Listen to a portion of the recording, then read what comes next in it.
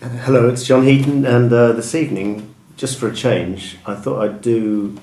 Most of my reviews have been positive of albums that I really like, and I'm going to do a negative one now, and it's of this album, The Best of George Harrison.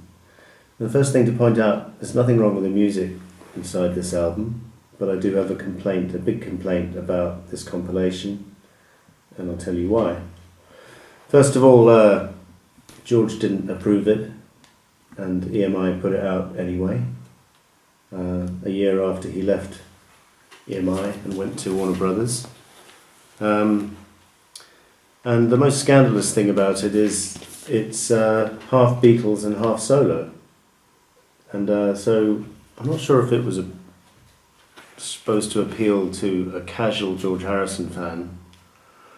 I've heard of casual Beatles fans, but I haven't heard of casual George Harrison fans, and it's just a farce, because you'd had in the 70s, up until this point, you'd had Shaved Fish from Lennon, which was a solo compilation. You'd had Ringo's Blast from Your Past, a solo compilation, and then a couple of years after this, you had Wings' Greatest, which was a solo compilation as well. And then you had this one, which is half Beatles and half solo, so not surprisingly George was upset by it, and I think a lot of fans were, because it was just really badly thought out. Obviously it intended to be a marketing exercise, but I'm happy to say it didn't sell. And you're probably wondering why I have this album. I picked up this copy at the local flea market in Budapest for less than 50p. And doesn't even have the inner picture. It's on the Parlophone label. They didn't even get the dates right of some of the songs. If You Needed Someone and Think for Yourself, they say, are from 66 when they're from 65.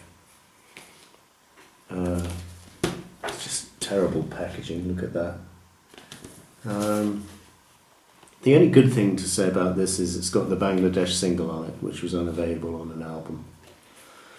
But they could have easily, and what they should have done, if they wanted to do a Best of George, they should have picked stuff from the solo years, and there's 6 or 7 tracks from All Things Must Pass. They could have put on here 3 or 4 from Material World, and then they could have put some B-sides on here which were not available, such as Miss O'Dell.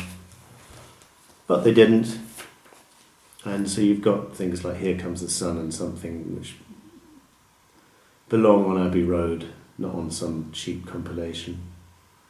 The same goes for Think for Yourself and If I Needed Someone. They belong on Rubber Soul, while My Guitar belongs on the White Album. So as you can imagine, I don't play this album at all, and I wouldn't recommend it. And the only reason I have it is because I picked it up dirt cheap at the flea market. Thanks for watching. See you next time.